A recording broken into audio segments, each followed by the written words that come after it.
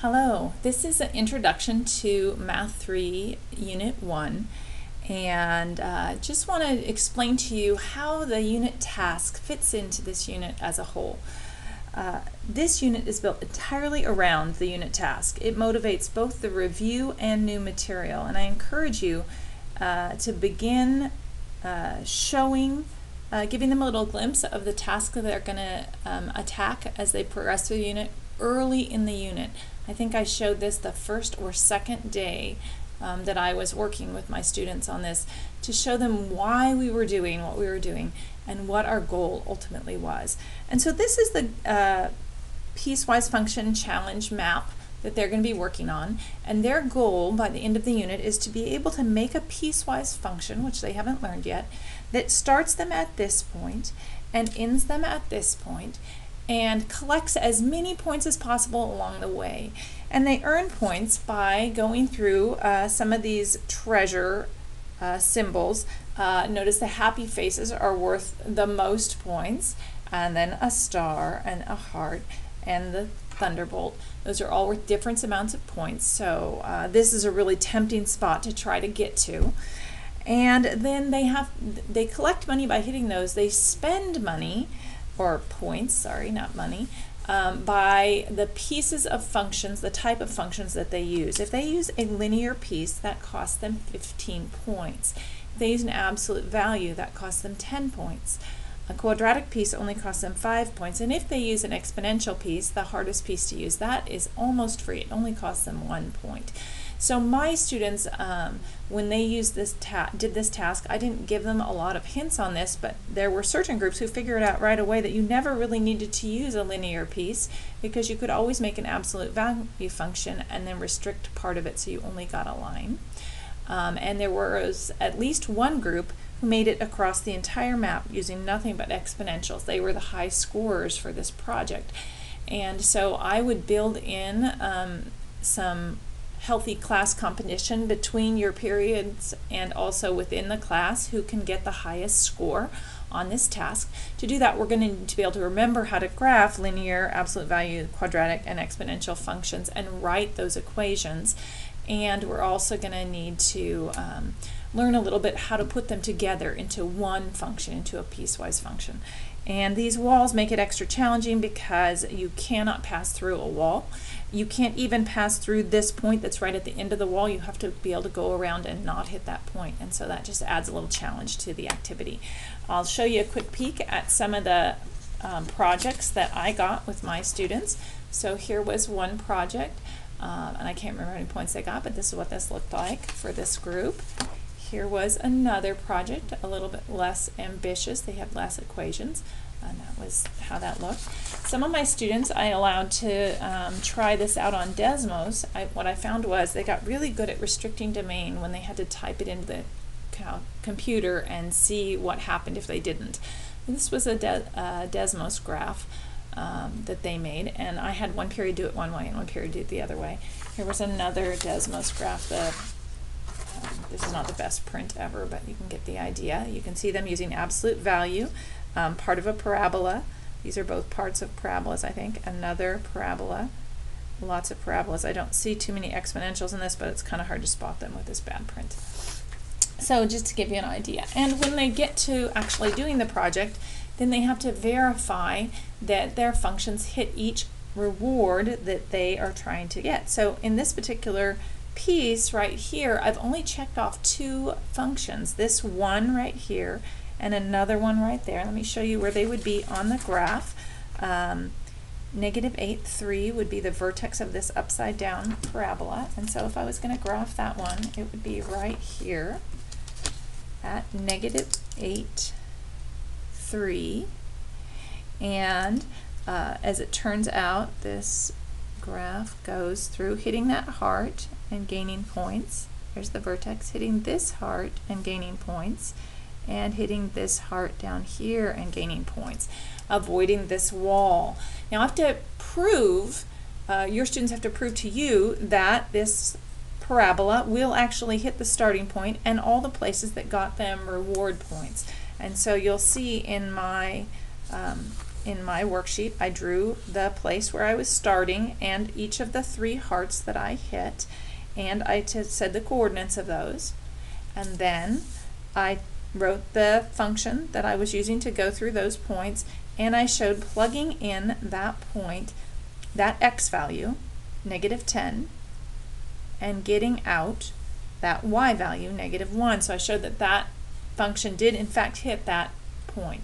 And so we're making them do most of the work in terms of checking, so that you shouldn't have to sit and check each and every point to make sure it actually hits.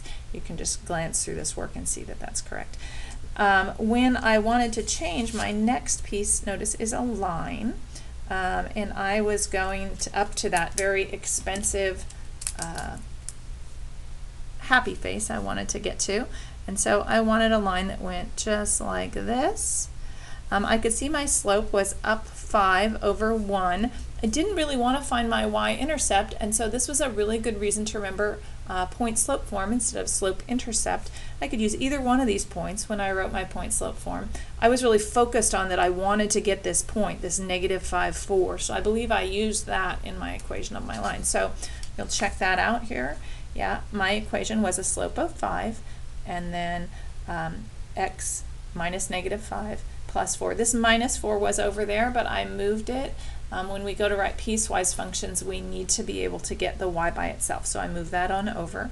And I showed that it did in fact hit this point that I'd stopped at with this one, and it did in fact hit that happy face I was trying so hard for by plugging it into the function. So that's how your students will do those as they go. So they have to get good at writing these functions, being able to do that, to be able to, and knowing the different types of equations they can use to be able to accomplish this task.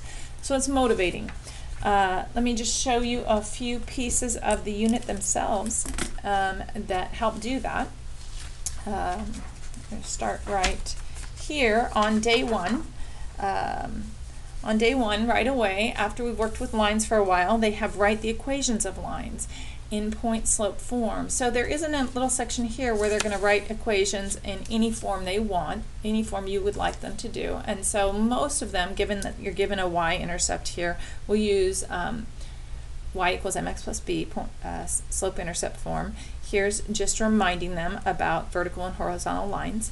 That's good. On the project, they won't be able to use any vertical lines because the graph has to be a function. That's an important thing to remind them. I had several groups lose points including lines like this. But we want them to graph, both of them, to try to remember again that these are x equals, because all the x values are -5 on this line. This would be x equals -5. And these are y, this is a y equals 1, 2, 3, 4, 5, because all the y values for every point on this line are 5. They're here is 0, 5, 1, 5, 2, 5, 3, 5. They all have a y of 5. And so those are in there just to kind of contrast those. They might use this during their project. They won't actually use that. Okay. Another thing that happens in worksheet 2 is that you practice writing the equations of parabolas. And in particular, you finally get to spots where you have a little piece of puzzle to work with. So this problem says write an equation of a parabola that opens up and passes through this lattice point, the heart covers, but avoids the wall. It's pretty easy to avoid the wall if the parabola is going to open up. It doesn't have to, because this doesn't really have to be the vertex. You could have a parabola way down here or something, but so long as you make that the vertex and have it facing up, you're going to get a parabola that avoids that wall. So I just chose that to be my vertex and wrote an equation. I left the number in front here as 1 because that was going to work just fine. It's going to give me a graph that's something like this. And that's definitely avoiding my wall. So that's what they asked for. But the next page asks us to do the same problem with the parabola upside down. And so now they want it open down and pass through this point. So I wanted to use this as my vertex again, and I needed the graph to be wide enough to miss this line. So I chose this point here, 7, 1, that I wanted my parabola to be able to go through that 7, 1. That that means it would go over here also because of symmetry. And so I took this 0.71 and I plugged it in for y and x, and I figured out that my a would have to be in -2/9 right there to be able to make it wide enough to avoid that wall. Then I thought there's probably a lot of different answers somebody could have, so I also tried it with the 0.01, just making a wider parabola that would also avoid that wall. So it'll be even further over. This one would be over here because of symmetry. Be very far over. Oops, I missed that. And here's the work for this, and I got a -1/8 in this case, plugging in 0 and 1. So there are a lot of possible answers to this. You might figure out what the parabola is at these spots and know that anything wider than that is good. Anything with a smaller fraction than that is good. All right, and here's a trickier one still. They wanted to avoid this wall, and they wanted to have a parabola that would avoid that wall, and it had to hit all three of these. Now I thought about it for a while. I don't think there's any way to be able to do this facing down and hit all three of these. I had to have one that faced up. And so I just was a little worried that I might hit this wall here. So the first thing I thought about is if I have a line of symmetry right down here, then this is 2 away, and on the other side reflecting across, this would be 2 away, and I would definitely miss this wall if I did a parabola, something like this. So I decided to let the lightning bolt be my vertex. That's -1, 1.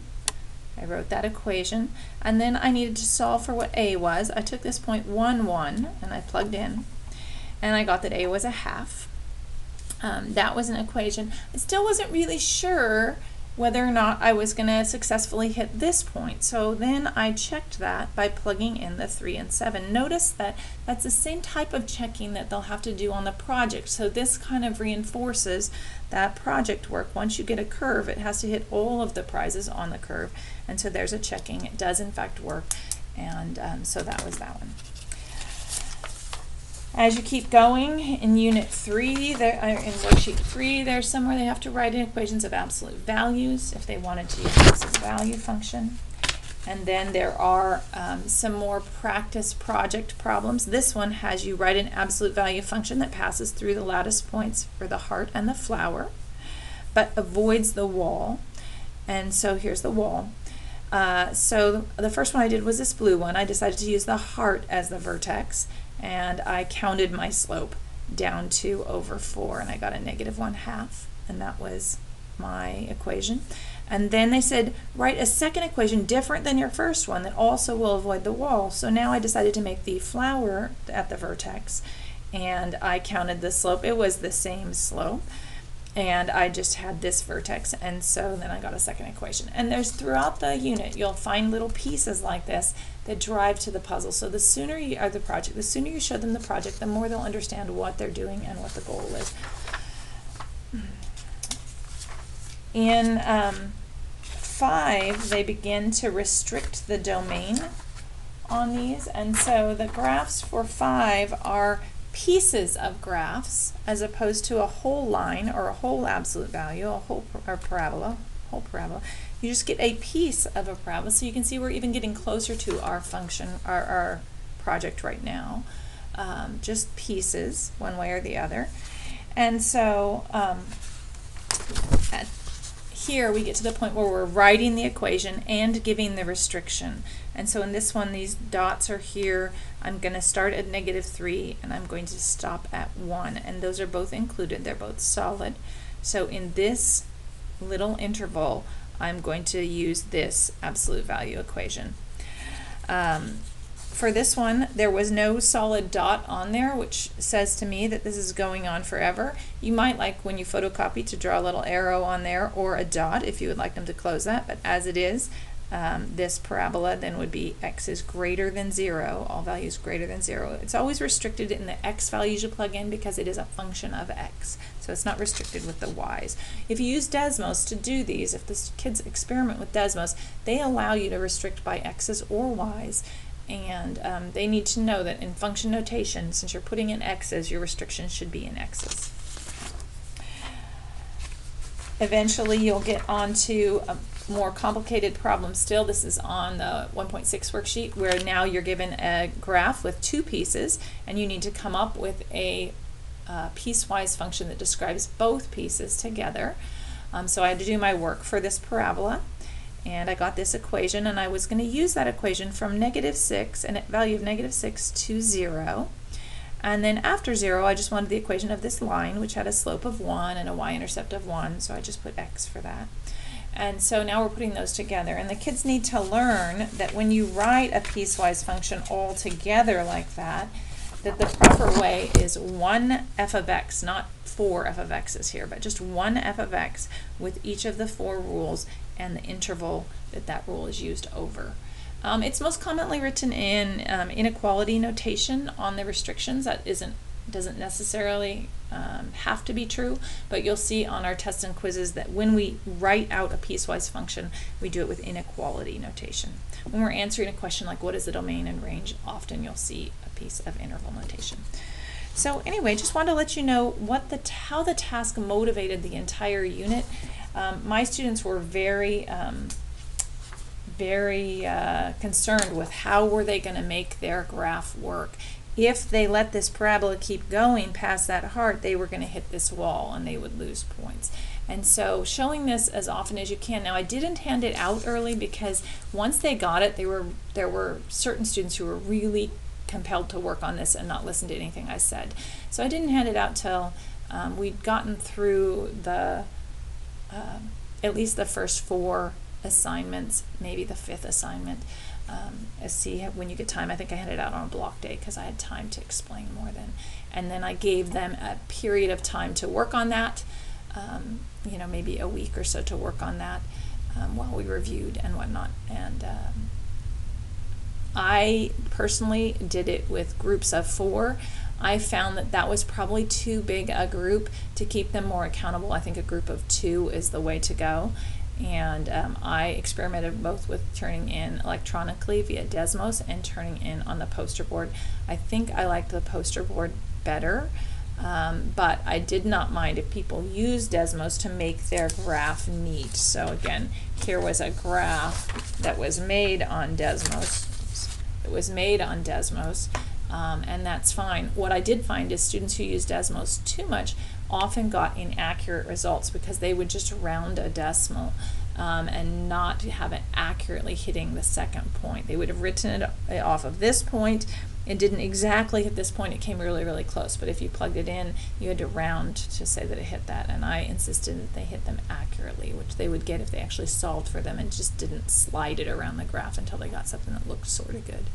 I just encourage you to keep the task prominent throughout the unit. It will motivate the entire unit.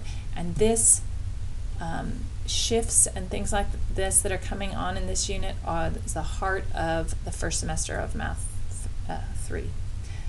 Thank you and good luck.